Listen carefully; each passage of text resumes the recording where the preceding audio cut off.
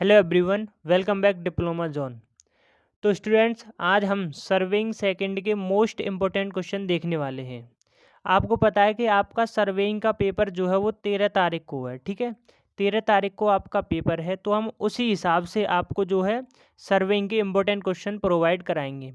अब कैसे इसकी वीडियो मिलेगी आपको, वो सुन लो पहले। देखो, सबसे पहले हम क्या करेंगे, सर्वेइंग में आपके कितने 7 चैप्टर हैं, ठीक है। कितने हैं? 7 चैप्टर हैं। तो ये वीडियो आपको पूरे सब्जेक्ट के इम्पोर्टेंट क्वेश्चन की वीडियो आपको 3 पार्ट में मिलेगी। ये पहला पार्ट होगा, ठीक है। इसी प्रकार दूसरा पार्ट कल सुबह आ जाएगा और तीसरा पार्ट आएगा कल शाम को, ठीक है। तो इस प्रकार आपको जो वीडियो मिलेगी सर्वेइंग सेकंड की। तो चलिए आज की वीडियो हम शुरू करते हैं। आज की वीडियो में सबसे पहला क्वेश्चन है आपका कि समोच्च रेखा क्या है। समोच्च रेखा अंतराल को समझाइए, ठीक है। देखिए भाई, समोच्च रेखा क्या होती है? एक ऐसी रेखा जिसके प्रत्येक बिंदु पर एक ऐसी रेखा जिस पर स्थित सभी बिंदुओं की उच्चतम दूरी समान हो, समोच्च रेखा कहलाती है। जहाँ पर क्षेत्र असमतल होता है, ठीक है, वहाँ पे इस समोच्च रेखा की ज़रूरत होती है। वहाँ कंटूर सर्वे किया जाता है और एक कंटूर मैप तैयार किया जाता है, ठीक है। आपके स्कूल में शायद प्रैक्टिकल कराया हो कंटूरिंग वाला, तो वो जो है उसमें ही तो क्या होता है, उसमें एक कंटूरिंग लाइन होती है एक, ठीक है। कंटूरिंग लाइन होती है जो क्या होती है, जो कि जो आपके औसत जो पॉइंट होते हैं उनको मिलाती हुई जाती है, ठीक है। तो वही समोच्च रेखा कहलाती है। और समोच्च रेखा अंतराल किसे कहते हैं? दो समोच्च रेखाओं के बीच की ऊर्ध्वाधर दूरी को समोच्च रेखा अंतराल कहते हैं। एक कंटूर मैप पर एक ही रेखांतर होता है, अन्यथा नक्शा भूमि का सही चित्रण नहीं करेगा। समोच्च रेखांतर दोनों रेखाओं के किसी भी बिंदु से समान होगा। तो समोच्च रेखांतर सिंपली इस तरह समझो कि दो क्रमागत समोच्च रेखाओं के बीच की ऊर्ध्वाधर दूरी को समोच्च रेखांतर कहते हैं, ठीक है। समोच्च रेखांतर या समोच्च रेखा अंतराल कहते हैं। तो ये आपकी समोच्च रेखांतर होता है। समोच्च रेखा कौन सी हो गई? एक ऐसी रेखा जिसके प्रत्येक बिंदु पर स्थित उच्चतम दूरी समान हो, तो उसको हम क्या कहते हैं? समोच्च रेखा कहते हैं। आगे देखिए, समोच्च रेखांतर को प्रभावित करने वाले कारक। उसको कारक कौन कौन से प्रभावित कर सकते हैं? पहले क्षेत्र का प्रकार, सर्वेक्षण का उद्देश्य, नक्शे का पैमाना, उपलब्ध धन समय, ठीक है। तो ये समोच्च रेखांतर को प्रभावित करने वाले कारक हैं। आगे देखिए आप, समोच्च रेखाओं की विशेषताओं के बारे में समझाइए। समोच्च रेखाओं की विशेषताएं क्या होती हैं? देखिए, समोच्च रेखाएं जहाँ से शुरू होती हैं वहीं पे ख़त्म होगी आकर। समोच्च रेखा जो होगी जहाँ से शुरू होगी वहीं पे ख़त्म होगी समोच्च रेखा, ठीक है। और जो दो समोच्च रेखाएं कभी भी आपस में एक दूसरे को नहीं काटेंगी, समोच्च रेखाएं कभी भी एक दूसरे को नहीं काटेंगी समोच्च रेखाएं। केवल बाहर की ओर निकली हुई टीला पर समोच्च रेखाएं एक दूसरे को काटती हैं, वरना कभी भी नहीं काटेंगी। यदि समोच्च रेखाएं परस्पर समांतर हैं तो क्षेत्र समान ढाल को प्रदर्शित करेगा, ठीक है। यानी कि दो समोच्च रेखाएं अगर बराबर हैं तो क्षेत्र किस ढाल को प्रदर्शित करेगा? आपका वो करेगा आपका समान ढाल को, ठीक है। देखिए, यदि किसी समोच्च रेखा का मान अंदर की ओर बढ़ रहा है, अंदर की ओर बढ़ रहा है तो इसका मतलब वो पहाड़ी है, और अंदर की ओर घट रहा है तो इसका मतलब वो वैली है, यानी कि घाटी है, ठीक है। आगे देखिए, प्रत्यक्ष समोच्च रेखा बनाने की विधि का सचित्र वर्णन कीजिए। प्रत्यक्ष समोच्च रेखा कैसे बनाते हैं भाई? देखिए, क्या करते हैं, आपका देखो इस विधि में क्या होता है कि जो स्टाफ होती है, स्टाफ जो होती है उसको क्षेत्र में अलग अलग जगह पे रख के रीडिंग ली जाती है, ठीक है। क्षेत्र में अलग अलग जगह पे रखे रीडिंग ली जाती है, बिंदु लिए जाते हैं। अब जब वो बिंदु मिल जाते हैं तो उन सारे बिंदुओं का औसत ले लेते हैं, ठीक है। औसत को लेते हुए हम एक रेखा मिला देते हैं जिसको हम प्रत्यक्ष समोच्च रेखा कहते हैं, ठीक है। तो इसमें क्या है कि समोच्च रेखण की इस विधि में समोच्च रेखा पर पड़ने वाले अनेक बिंदुओं को क्षेत्र क्षेत्र में जगह जगह स्टाफ रखकर ढूंढा जाता है। इन सभी बिंदुओं को सर्वेक्षण करके शीट पर मान अंकित कर लिए जाते हैं और उन सभी बिंदुओं को मिलाते हुए एक समोच्च रेखा खींच दी जाती है। समोच्च रेखा बनाने की इस विधि को प्रत्यक्ष समोच्च रेखा विधि कहते हैं। ये मैंने बताया वही है, ठीक है। आगे देखिए, समोच्च नक्शा की सहायता से जलाशय की धारिता ज्ञात करना। देखिए समोच्च नक्शा की सहायता से जलाशय की धारिता कैसे ज्ञात करेंगे। सबसे पहले तो समोच्च रेखा से घिरे क्षेत्र का क्षेत्रफल ज्ञात कर लो। क्षेत्रफल ज्ञात हो गया। क्षेत्रफल ज्ञात होने के बाद में दो क्रमागत समोच्च रेखाओं के बीच का रेखांतराल ज्ञात करो। पहले आपको क्षेत्रफल ज्ञात करना है, फिर रेखा अंतराल ज्ञात करना है। और रेखा अंतराल ज्ञात होने के बाद में समलंबन सूत्र से आपको आयतन ज्ञात करना है। जब आयतन तुम्हारा मिल जाए तो सब आयतन को जोड़ लो। मान लो पहले का V1 आया, फिर V2 आया, फिर V3 आया, तो सबको जोड़ लो एकदम, ठीक है। तो वही मैंने बताया है यहाँ पे। इस विधि में सबसे पहले समोच्च रेखा से घिरे क्षेत्र का क्षेत्रफल प्लानी मीटर द्वारा ज्ञात करते हैं। फिर दो क्रमागत समोच्च रेखाओं के बीच का रेखांतर को ज्ञात होने पर उसका आयतन सब लंबकार सूत्र की सहायता से ज्ञात कर लेते हैं। अब इन सब आयतनों को जोड़ लेते हैं और जलाशय की धारिता ज्ञात कर लेते हैं। ठीक है, ये इसका डायग्राम है। माना A1 A2 ये आयतन हो गए, ये B समोच्च रेखा अंतराल और AN मध्यखंड का क्षेत्रफल, और ये आपका फाइनली फॉर्मूला आ गया। इसको तो आपको याद ही करना है, ठीक है। आगे देखिए आप,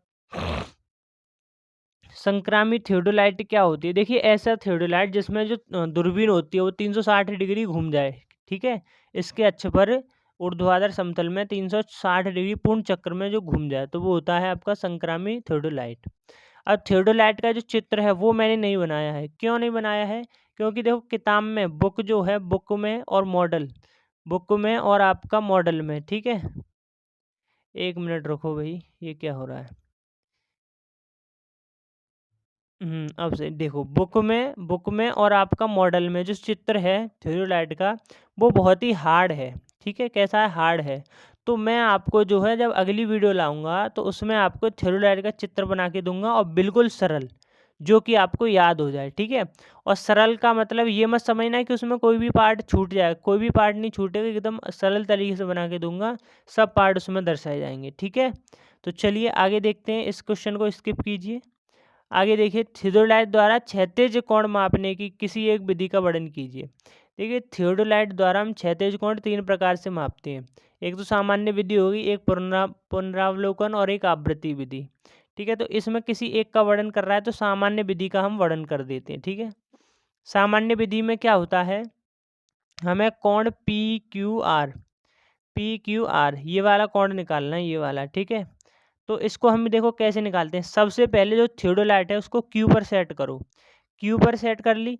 क्यू पर सेट करने के बाद में थियोडोलाइट को, फिर उसके बाद में फुट स्क्रू की सहायता से, फुट, आपने थियोडोलाइट देखी होगी तो उसमें फुट स्क्रू होते हैं नीचे, तीन तीन फुट स्क्रू होते हैं। उसकी सहायता से आपको क्या करना होता है कि ए जो है वो बर्नियर पैमाने पर, बर्नियर पैमाने पर कहाँ पे, शून्य पर लाना होता है, ठीक है। शून्य पर लाना होता है, ठीक है, ए को। फिर उसके बाद में क्या करते हैं, जो बबल होता है, बबल को कहाँ लाना पड़ता है, बबल को मिड में लाना पड़ता है, मध्य में। फिर उसके बाद में क्या होता है कि स्क्रू की सहायता से, अब निचले स्क्रू की सहायता से स्क्रू को ढीला करके बिंदु पी पर लक्ष्य करें, यानी बिंदु पी को देखें। अब ऊपरी स्क्रू को ढीला करके बिंदु आर को दूरबीन से क्लॉकवाइज घुमाकर देखें। अब ए और बी पर पड़ने वाले कोण को ही क्या कहेंगे हम, पी क्यू आर कोण करेंगे, और यही कोण मापने की विधि हो जाएगी क्षैतिज कोण मापने की, ठीक है।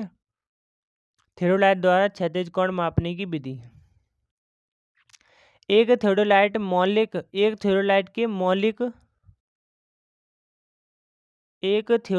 के मौलिक अक्षों व उनके संबंधों की व्याख्या कीजिए। एक थियोडोलाइट के मूल अक्ष निम्नलिखित हैं। ये सभी अक्ष काल्पनिक होते हैं। जैसे मूल अक्ष कौन से, ऊर्ध्वाधर, क्षैतिज, दृष्टि रेखा, दूरबीन का अक्ष, ऊपरी पार्श्व का, प्लेट पार्श्व अक्ष, ठीक है। तो ये क्या है, ये है थियोडोलाइट के मौलिक अक्ष हैं ये। और ये सब कैसे होते हैं भाई, ये सब काल्पनिक होते हैं, ठीक है। ये आपका चित्र दे रखा है यहाँ पे, और चित्र देख के आपको जो है बनाना है। आगे देखिए, संक्रामित थियोडोलाइट बता दिया मैंने, जो 360 डिग्री जिसकी दूरबीन घूम जाती है, ठीक है, किसके, ऊर्ध्वाधर अक्ष के परितः 360 डिग्री उसकी डिग्री घूम जाती है। इसके प्रमुख भाग कौन कौन से, देखो पहला तो ट्राइपॉड हो गया, बेस प्लेट हो गया, ठीक है। बेस प्लेट के बाद में आपका टेलीस्कोप हो गया, फुट स्क्रू हो गया, ठीक है, फुट स्क्रू हो गया, लोअर प्लेट हो गई, अपर प्लेट हो गई, लोअर प्लेट, अपर प्लेट, स्प्लिंट लेवलिंग हेड हो गया, ठीक है, फुट स्क्रू हो गया, बेस प्लेट हो गई, और क्या रह गया, टेलीस्कोप हो गया, आपका कंपास हो गया, प्लम्बिंग वो हो ही गई, और एक बबल और होता है, ठीक है। बबल से क्या करते हैं हम, बबल से जो है इसको समतल में करते हैं थियोडोलाइट को, ठीक है। बबल बीच में रहना चाहिए, तो समझ जाना कि वो जो है समतल में होती है। आगे देखिए, आगे क्या है आपका, पारगमन थियोडोलाइट के अस्थायी समंजन की सूची बनाइए तथा समझाइए। कौन सा थियोडोलाइट है, पारगमन थियोडोलाइट। क्या करना है हमको, अस्थायी समंजन की सूची बनानी है। तो देखिए, पारगमन थियोडोलाइट का अस्थायी समंजन निम्न चरणों में करते हैं। पहला सेंटरिंग, लेवलिंग और जो है लंबन का निराश। सेंटरिंग क्या होता है, सेंटरिंग जो उसकी खूंटी होती है ना, खूंटी खूंटी जो होती है उसको जो है थियोडोलाइट को सेंटर में करने के लिए काम में आती है, ठीक है। उसके केंद्र को मिलाने के लिए काम में लाई जाती है। देखिए, थियोडोलाइट को खूंटी के ऊपर स्थापित करना, उपकरण के ऊर्ध्वाधर अक्ष को खूंटी से ऊपर केंद्रित करना ही केंद्रक कहलाता है। समतलन क्या होता है, अब देखो वैसे तो आपका जो थियोडोलाइट है वो इसी पहले ही समतल हो जाता है।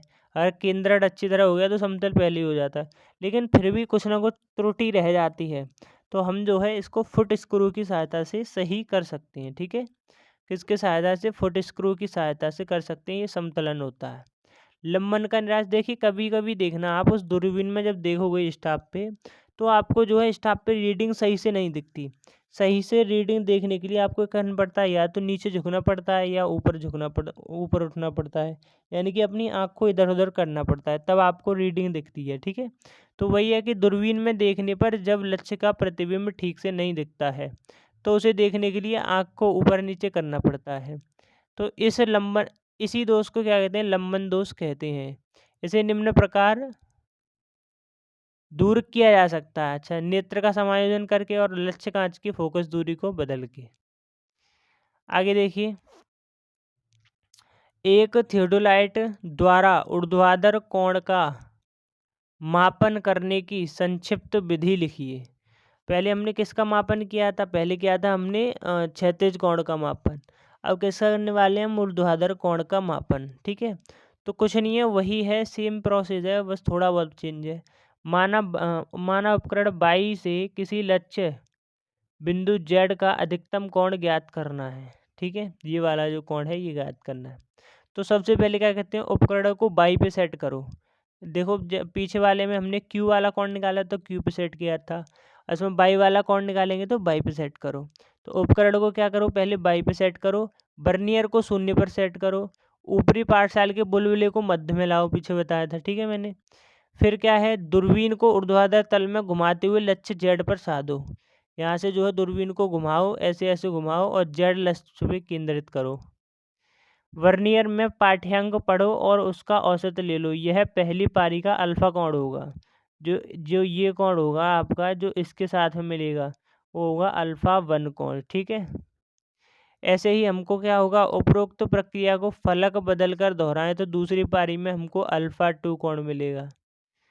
अल्फा 2 कोण मिलेगा। दोनों फलकों के कोणों का औसत ही ऊर्ध्वाधर कोण होगा। इनका औसत निकाल लो, अल्फा 1 प्लस अल्फा 2 बट्टे 2, ठीक है। ये हो गया उनका औसत। चलिए, तो ये आपके इंपॉर्टेंट क्वेश्चन खत्म हो चुके हैं।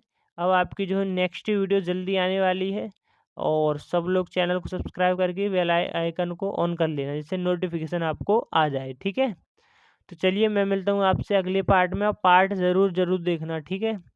पार्ट 2 और पार्ट 3, 3 पार्ट आएंगे इसके।